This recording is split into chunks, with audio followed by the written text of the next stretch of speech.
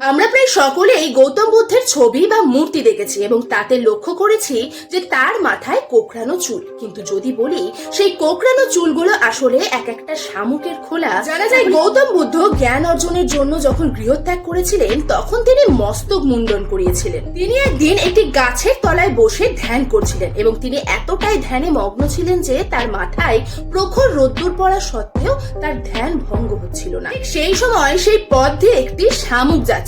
সে ভগবান বুদ্ধকে দেখে ভাবলো তার হয়তো কষ্ট হচ্ছে, তাই সে চড়ে বসলো ভগবান বুদ্ধর মাথার উপর যাতে একটু শীতল প্রদান করতে পারে। আর তার দেখা দেখি আরো অনেক শামুক ভগবান বুদ্ধর মাথায় গিয়ে বসলো।